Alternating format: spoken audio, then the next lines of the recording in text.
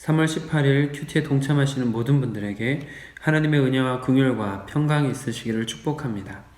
주기도문으로 함께 기도하시겠습니다. 하늘에 계신 우리 아버지, 아버지의 이름을 거룩하게 하시며 아버지의 나라가 오게 하시며 아버지의 뜻이 하늘에서와 같이 땅에서도 이루어지게 하소서. 오늘 우리에게 일용할 양식을 주시고 우리가 우리에게 잘못한 사람을 용서하여 준 것 같이 우리 죄를 용서하여 주시고 우리를 시험에 빠지지 않게 하시고 악에서 구하소서. 나라와 권능과 영광이 영원히 아버지의 것입니다. 아멘. 내 평생 사는 동안 함께 찬양하겠습니다.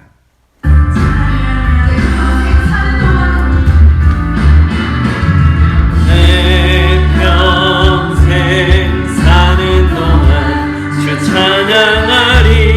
여호와 하나님 내 주를 찬양하리. 주님을 묵상하니 즐겁도다. 내 영혼 주 안에서 참 기쁘리. 내 영혼아 주님을 송축하라. 내 영혼아 주님을 찬양하라. 내 영혼아 주님을 송축하라. 내 영혼아 주님을 찬양하라. 내 영혼아 주님을 송축하라. 내 영혼아 주님을 찬양하라. 내 영혼아 주님을 송축하라. 내 영혼아 주님을 찬양하라. 아멘. 오늘 소원가족 성경 읽기는 마태복음 22장을 함께 읽으시면 되겠습니다.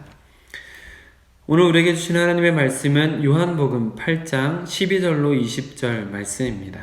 날마다 솟는 샘물 큐티책으로는 66쪽입니다.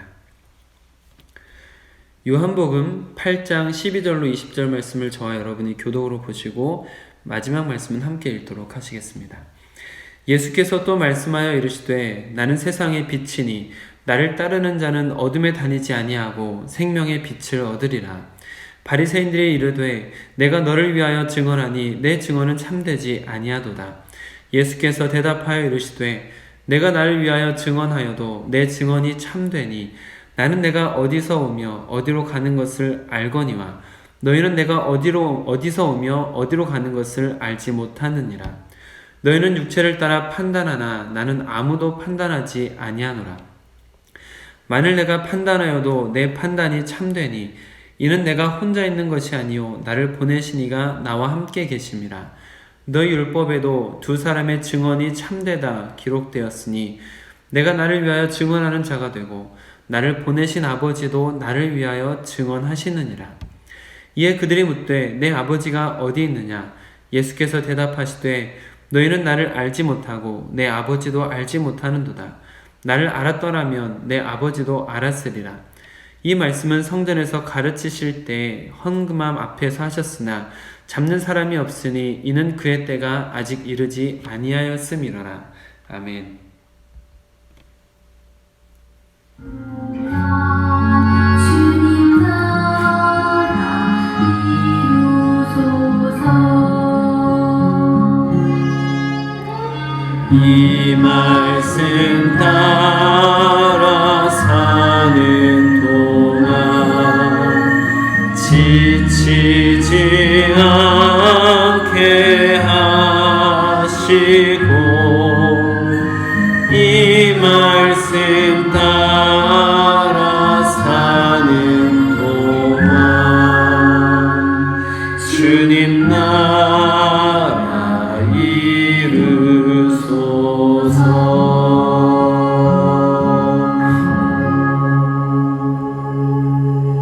아버지 하나님, 우리가 연약한 연약하고 부족한 것이 많지만 그러나 우리도 주님의 나라를 세워가길 원합니다. 하나님께서 허락하신 이 하루도 주를 위해서 살며 주님의 영광을 나타내며 주님을 닮아가기 원합니다. 하나님, 우리에게 말씀을 주시어서 그 말씀을 따라갈 수 있도록 허락하여 주시옵소서. 우리 주 예수 그리스도의 이름으로 기도드립니다. 아멘. 오늘은 주어진 본문 말씀을 중심으로 어둠을 정복하는 힘이라는 제목으로 여러분들과 받은 은혜를 나누도록 하겠습니다. 오늘 본문 말씀 속에서는 우리가 익히 들어온 예수님께서 자신을 세상의 빛으로 증언하신 말씀과 이에 대한 증언이 담긴 내용입니다. 먼저 증언에 대한 내용을 살펴보시면 예수님께서 자신을 세상의 빛으로 선포하시자 바리새인들이 즉시 반발을 하는 것을 볼 수가 있습니다. 13절입니다. 바리새인들이 이르되 내가 너를 위하여 증언하니 내 증언은 참되지 아니하도다. 예수님의 사역들과 말씀들을 들어보면 예수님께서 하나님으로부터 오신 분이라는 것이 너무나도 자명합니다. 그렇기 때문에 종교 지도자들이 억지로 예수님의 트집을 잡으려는 수단으로 예수님의 증언 자체가 효력이 없다는 공격을 한 것이죠. 왜냐하면 율법은 어떤 일에 대해서 증언할 때 2명 이상의 증언이 있어야만 확증할 수 있다고 정하고 있었기 때문입니다. 17절 말씀입니다. 너희 율법에도 2사람의 증언이 참되다 기록되었으니 17절에 율법 부분에 각주가 달려있는데 신명기 19장 15절 말씀입니다. 사람의 모든 악에 관하여 또한 모든 죄에 관하여는 한 증인으로만 정할 것이 아니요 2 증인의 입으로나 또는 3 증인의 입으로 그 사건을 확정할 것이며 라고 말씀하고 있습니다. 표면적으로 보자면 바리새인들은 예수님 혼자 말하고 계시니 믿을 수 없다, 증인이 없으니 안 된다 라는 논리로 주장하고 있는 것이죠. 그러나 사실 그동안 세례 요한을 통해서 증거되었고 성경을 통해 예언된 일이 성취되는 것으로 율법이 증거하고 있으며 예수님의 사역 가운데 하나님께서 나타내신 증거들도 있습니다. 그러나 오늘 본문 속에서 예수님께서는 예수님 자신과 하나님을 증인으로 내세우고 계십니다. 18절입니다.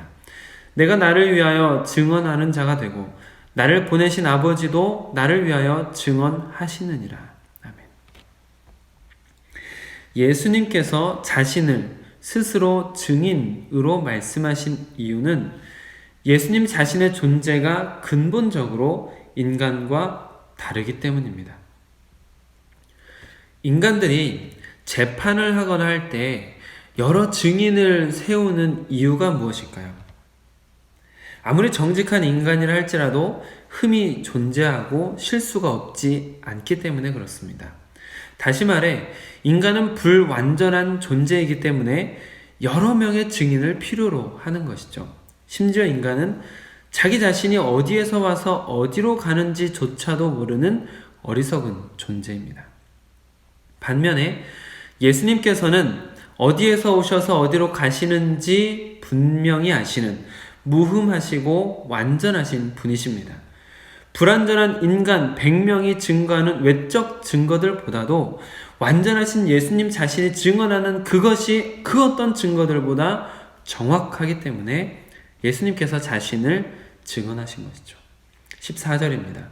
예수께서 대답하여 이르시되 내가 나를 위하여 증언하여도 내 증언이 참되니 나는 내가 어디서 오며 어디로 가는 것을 알거니와 너희는 인간들을 말하는 것이죠. 너희는 내가 어디서 오며 어디로 가는 것을 알지 못하느니라.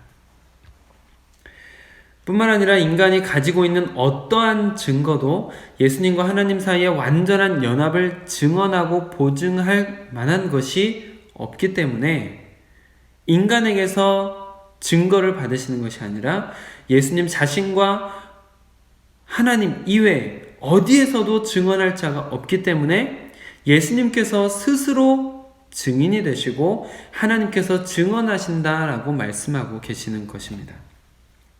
하나님께서 증언하신다라는 발언은 신성모독으로 유대인들에게 엄중한 처벌을 받게 됨에도 불구하고 이렇게 예수님께서 말씀하신 이유는 세상의 그 어떤 증인들보다 더 진실하신 하나님 아버지, 그 하나님 아버지의 증거보다 확실한 것은 없기 때문에 가장 확실한 증인으로 하나님을 내세운 것이죠. 이러한 발언이 당시 바리새인들에게는 거리낌이 되어 20절의 말씀과 같이 예수님을 잡으려고 시도하게 되지만 예수님 십자가 사건 이후에 이어지는 부활, 승천 사건 등을 통해서 지금 우리는 예수님의 이 말씀들이 얼마나 진실된 것이며 얼마나 확실한 증인과 증거를 가지고 계셨는지를 확신하게 되는 것입니다. 그렇다면 예수님께서 증언하신 내용은 무엇일까요? 12절입니다. 예수께서 또 말씀하여 이르시되 나는 세상의 빛이니 나를 따르는 자는 어둠에 다니지 아니하고 생명의 빛을 얻으리라. 아멘. 예수님께서 하나님의 증언까지를 주장하시며 바리새인들과 사람들에게 분명히 각인시키고자 하셨던 것은 예수님께서 세상의 빛이시라는 것입니다. 예수님께서 생명의 빛이라는 것입니다. 앞에 큐티에서 여러 번 나누었듯이 초막절을 통해 예수님께서 분명히 보여주시고자 하시는 메시지들이 있었습니다. 초막절의 여러 의식 중에 초막절 기간 동안 등불을 밝혀서 성전의 구석구석을 환히 비추었고 성전 높은 곳에 불을 켜서 예루살렘 사방에서 보일 수 있는 빛을 비추는 일을 초막절 기간 동안에 매일같이 했습니다. 그런데 그 초막절이 끝난 후에 예수님께서 나는 세상의 빛이다, 나는 생명의 빛이다 라고 선언하신 것은 매우 유의미한 말씀입니다. 초막절의 빛은 끝났지만 영원한 생명의 빛으로 온 세상을 비추시는 구원자가 여기 계시다라는 것을 나타내는 것이죠.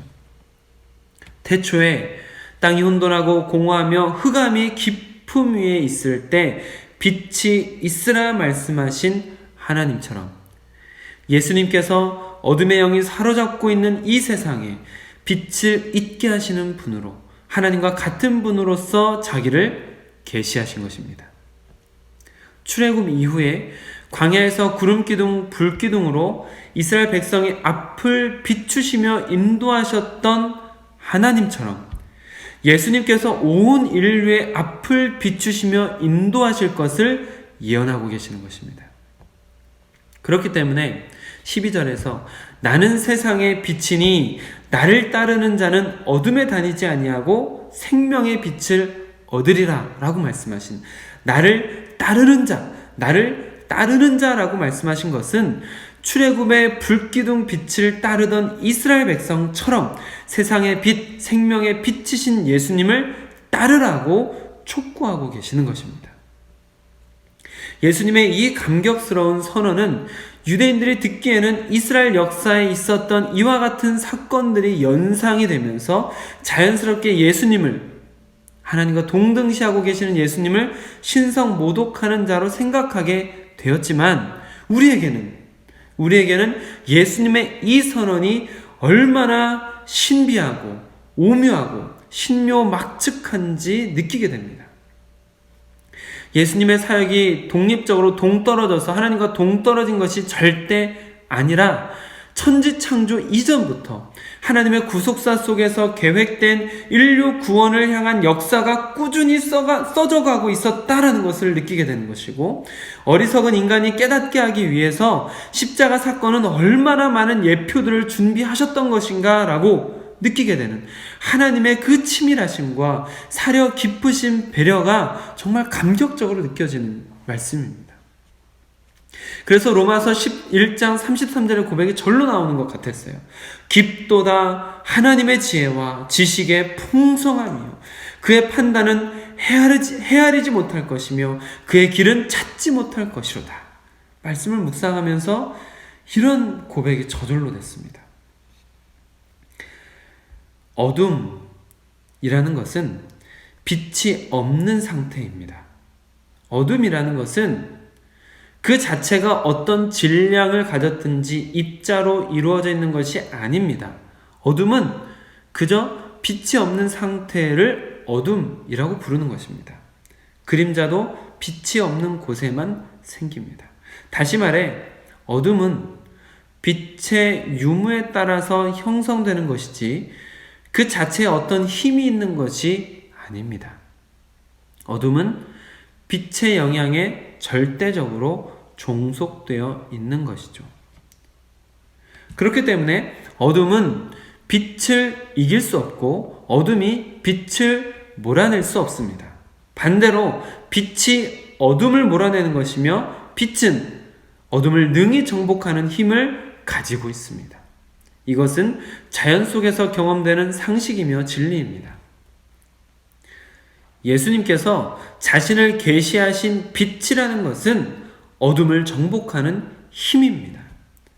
즉, 빛 되신 예수님께서는 인간의 무지와 거짓을 정복하며 인간의 죄와 부패를 몰아내고 죽음의 밤을 정복함으로 하나님의 진리와 거룩과 복을 세상에 나타내시는 것입니다. 이스라엘 역사를 보면 하나님께서 비추시는 빛을 따라갔을 때와 빛을 외면하고 어둠으로 들어갔을 때의 역사가 확연히 갈라지는 것을 볼 수 있습니다. 이스라엘 역사의 흥망성쇠가 말 그대로 하나님의 빛 가운데로 걸어갈 때는 세상에서도 빛나는 역사로 남았고, 하나님의 말씀에서 벗어나 어둠 속에 머물 때는 어두운 암흑기를 보냈다는 것을 성경을 통해 얼마든지 볼 수가 있습니다. 그렇다면 빛 되신 예수님께서 우리 안에 오신다면, 머무신다면 어떤 일이 일어날까요? 답답하고 침체되어 있는 우리 심중에 어둠을 정복하는 예수님의 빛이 들어오신다면 어떤 일이 일어날까요? 막막하고 복잡한 우리의 삶 가운데 온 세상을 비추시는 예수님의 빛이 들어오신다면 어떤 일이 일어날까요? 죽음을 두려워하거나 죽을 것 같은 고통 속에 있는 자들에게 생명의 빛을 비춰주신다면 어떤 일이 일어날까요? 또한 어둠과 벗하고자 하는 마음이 생기고 어둠의 유혹 속에서 사탄이 좋아할 만한 일을 하려고 하는 그 순간에 그 자리를 비추시는 예수님의 빛을 보게 된다면 우리는 어떤 선택을 하게 될까요? 우리가 그 빛을 인식할 수 있고 그 빛을 받아들이고 그 빛을 따라갈 수 있다면 우리의 삶은 반드시 변할 것입니다. 그러나 빛이 세상에 비추지만 그 빛을 피하는 박쥐와 같은 삶을 산다면, 그 빛을 외면하고 그 빛을 따르지 않는다면 이스라엘 역사의 암흑기처럼 어둠의 손길에서 벗어나기는 어려울 것입니다. 사랑하는 성도 여러분, 우리는 어둠을 이길 능력이 없습니다. 심지어 우리는 어둠 속에서 머물러 있으면서 어둠을 잘 인식하지도 못할 수도 있습니다. 어둠 속에 있기 때문에 똥과 된장을 구분하지 못할 수도 있습니다. 그러나 빛이 비추기 시작하면 어둠은 물러갈 것입니다. 그리고 그 빛이 우리를 비추고 있는 한 어둠은 얼씬도 하지 못할 것입니다. 그렇기 때문에 끊임없이 예수님의 빛을 여러분의 마음속에 비추시길 바랍니다. 우리의 발의 등이 되고 우리의 길의 빛이 되시는 하나님의 말씀으로 여러분의 삶을 비추시길 바랍니다. 여러 가지 미혹을 받으며 심령이 병들어갈수록 생명의 빛이 되시는 예수님의 빛을 비추어야 합니다. 음란하고 악한 것들이 여러분을 사로잡으려고 할수록 예수님의 빛을 더 가까이 해야 하는 것입니다. 왜냐하면 빛이 들어온 만큼 어둠이 물러가기 때문입니다. 사랑하는 성도 여러분, 명심하시길 바랍니다. 끊임없이 빛을 비추는 것이 어둠을 정복하는 길입니다. 빛 대신 예수님 안에서 빛나는 인생을 사시는 여러분이 되시길 주님의 이름으로 축복합니다. 기도하겠습니다. 아버지 하나님, 우리가 본질상 진노의 자녀로 어둠 속에 살던 그 습관 때문에 옛 구습을 쫓아 살아가던 모습들이 아직도 남아 있습니다. 그러나 주님, 우리가 늘 예수님의 빛을 우리의 심중에 비치고 예수님의 빛으로 우리 앞길을 비추어서 우리가 온전히 주 예수 그리스도의 길을 따라갈 수 있도록 허락하여 주시옵소서. 어둠 속에 머물면서 사탄을 즐겁게 하던 삶을 살았던 그 삶의 부끄러운 모습들을 예수님의 빛으로 날마다 비추어 보며 그 부끄러운 모습으로부터 벗어날 수 있도록 우리 안에 비추시는 예수님의 빛으로 인하여서 그 죄악된 어둠의 옛 모습들이 사라져갈 수 있도록, 물러갈 수 있도록, 다시 우리 주변에 얼씬거리지 않도록 함께하여 주시옵소서. 예수님의 빛을 끊임없이 비추는 성도님들이 되시기 원합니다. 말씀을 통하여서 그 빛 가운데로 들어가기 원합니다. 하나님, 우리 모든 성도님들께서 빛 대신 예수님과 함께하며 빛나는 인생 될 수 있도록 허락하여 주시옵소서. 우리 주 예수 그리스도의 이름으로 기도드립니다. 아멘. 오늘 함께 기도하실 때에는 사순절 기간입니다. 금욕과 절제로 영적 거룩함, 순결함을 찾아가시는 귀한 시기가 될 수 있도록 함께 기도하시면서 사순절 기간을 보내시면 좋겠습니다.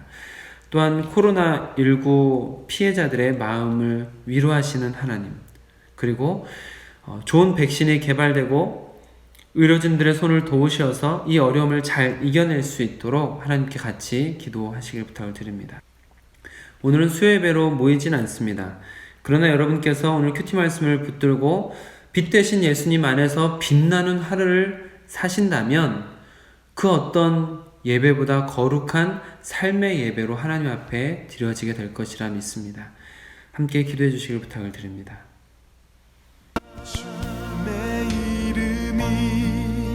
주님의 이름만이 오직 주의 이름만 이곳에 있으